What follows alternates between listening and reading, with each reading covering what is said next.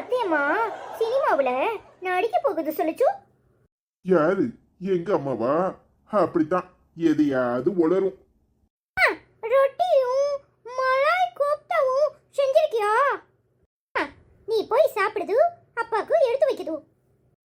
அதெல்லாம் முடியாது. நான் சாப்பிட்டுட்டு அப்பாக்கு எடுத்துலாம் வைக்க மாட்டேன். அப்பாக்கு ஆச்சி இட்லி சுட்டு வச்சிருக்கு.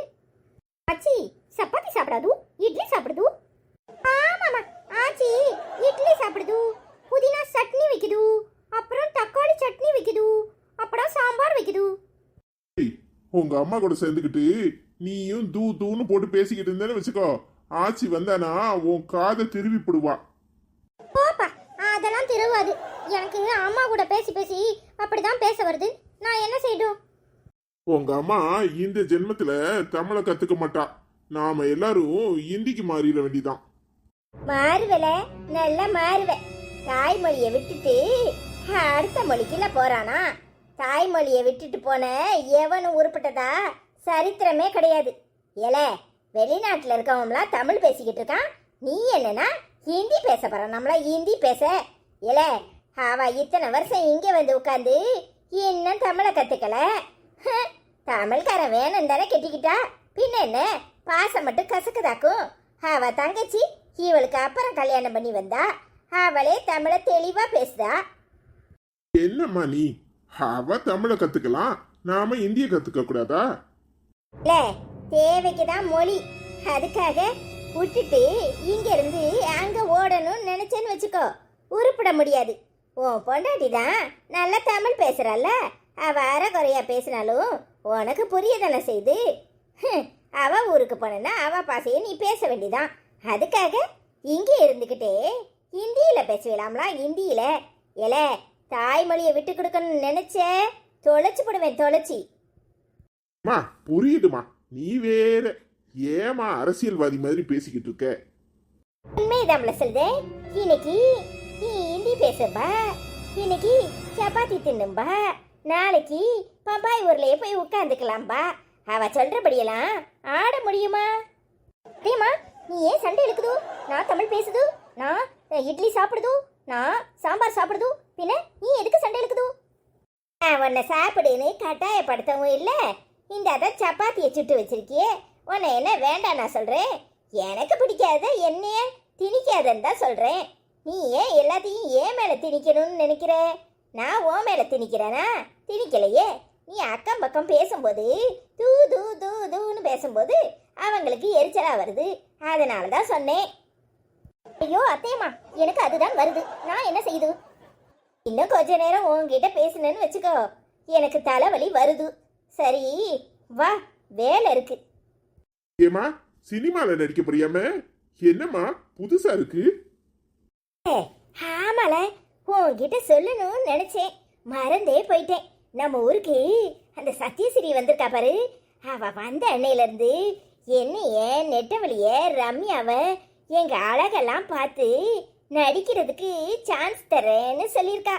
என்ன கொஞ்சம் உடம்ப குறைக்க சொல்லியிருக்கா, அதுதான் முடிய மாட்டுக்கு.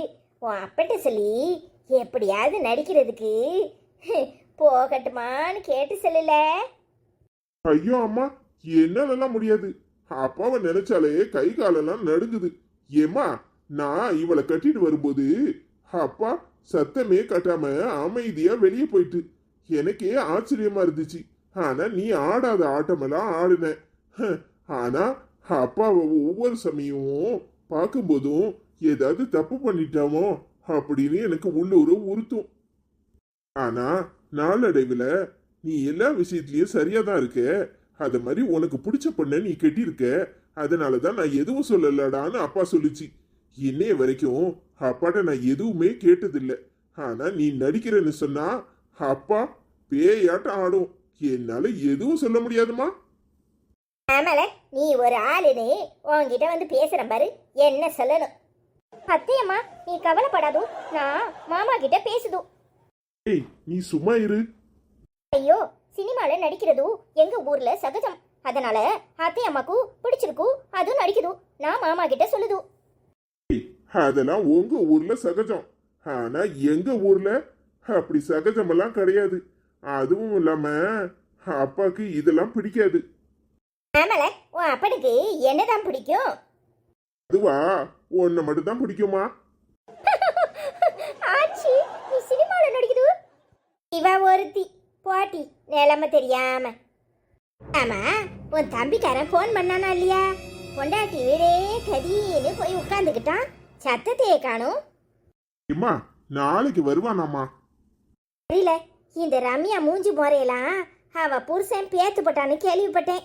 இன்னைக்கு எப்படியும் அவ புருஷன் ஊருக்கு போயிருப்பான். என்னன்னு போய் எட்டி பார்த்துட்டு வரேன். ஏமா?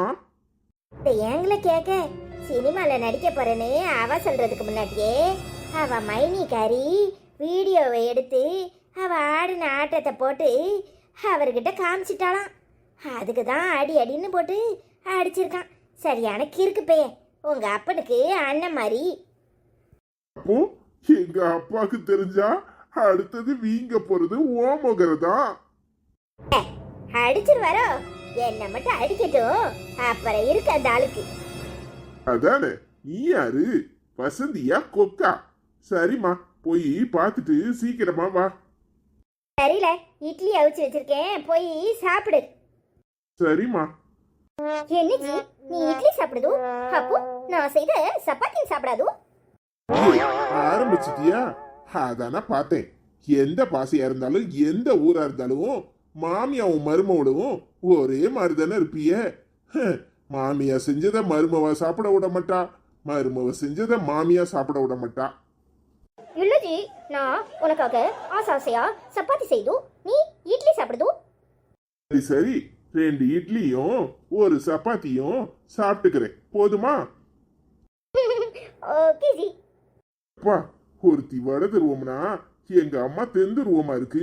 இவகிட்ட மாட்டிக்கிட்டு முழிக்கிறது பார்த்தாது, எங்க அம்மா கிட்ட இன்னும் மாட்டிக்கிட்டு முழிக்க வேண்டியதெல்லாம் இருக்கு. ஆவி மனுஷன் அடி அடின்னு அடிச்சு கண்ணாமடியே பேத்து போட்டானே. வேற எங்கேயாவது அடிபட்டு இருந்தா கூட சினிமால நடிக்க போயிருக்கலாம். ஆனா இந்த மனுஷன் கண்ணாமட்டையை பேத்து இன்னும் ஒரு வருஷத்துக்கு தழும்புல தெரியும். திமிரு பிடிச்சவன், எங்க ஆத்தாவையும் அப்பனையும் சொல்லணும். இந்த மாதிரி ஒரு அரக்கனை எனக்கு புருஷனா பார்த்துருக்காவளே, அவெல்லாம் நல்லா இருப்பாவளா? நல்ல வேலை மண்ணுக்குள்ள போயிட்டாவோ, இல்லனா நான் கருவியே இந்நேரம் உளுந்து கிடப்பாவோ. ரம்யா, என்ன இது? உன் மூஞ்சி முறையெல்லாம் இப்படி பஞ்சராகி கிடக்கு. வசந்தி அக்காவா?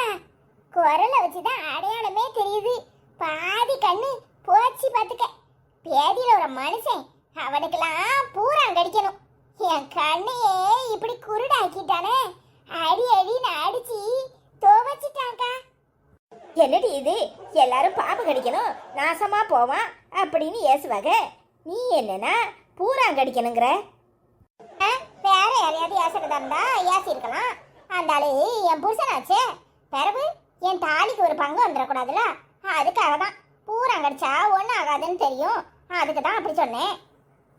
அடிப்பாவி, ஆயிரம் தான் இருந்தாலும் உன் புருஷனை விட்டு கொடுக்க மாட்டே போல.